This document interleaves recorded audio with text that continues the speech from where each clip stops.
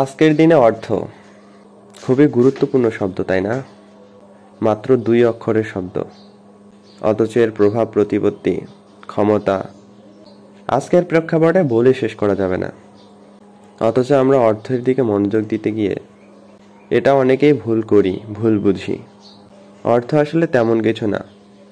অর্থ হচ্ছে যা চাই তা পাওয়ার একটা সার্বজনীন সহজলভ্য মাধ্যম মাত্র। যদি এই মাধ্যম হিসেবে সে ব্যবহার না হতো, তবে সত্যি বলতে এই অর্থের কোনো মূল্যই ছিল না। কিন্তু অর্থ যে কোনো কিছু পাওয়ার বিষয়ে, কেনাকাটা করার বিষয়ে, যা চাই তা বাস্তবে পাওয়ার বিষয়ে সহজ করে পাওয়ার বিষয়টাকে। সেই জন্য অর্থের প্রতি এত চাহিদা, অর্থের প্রতি এত মনোযোগ। আমরা অনেকেই বলি না যে হায় রে অর্থ, তোমার জন্য কতজনে কত কি করছে। আসলে না, অর্থ এখানে মুখ্য বিষয় নয়। অর্থ দিয়ে কে কি করতে চাচ্ছে, কে কি পেতে যাচ্ছে সেটা মুখ্য বিষয়। কেউ যদি জীবনে যা চায় তা পাওয়ার বিষয়ে একটু অমনোযোগী হয় কিংবা সতর্ক হয়, তবে দেখবেন অর্থের প্রতি এখনকার যে একটা অবস্থা, মানে চাহিদা আর কি যেটাকে বলি, সেটা বহুগুণ কমে যাবে।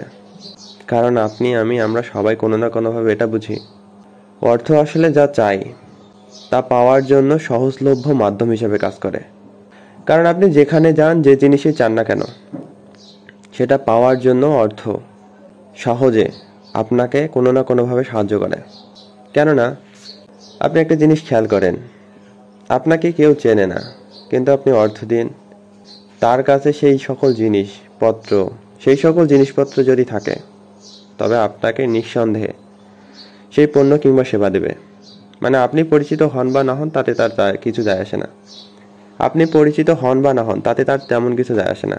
সুতরাং প্রয়োজনীয়তাকে গুরুত্ব দিতে গিয়ে আমরা যেন অর্থের কথাটা অস্বীকার না করি, বিষয়টাকে অস্বীকার না করি। ঠিক একইভাবে অর্থের দিকে মনোযোগ দিতে গিয়ে আমরা কি চাই, কি চাচ্ছি, কিসের জন্য অর্থ আয় করছি কিংবা অর্থের পিছনে ছুটছি, যেটাই করি না কেন, কেন করছি,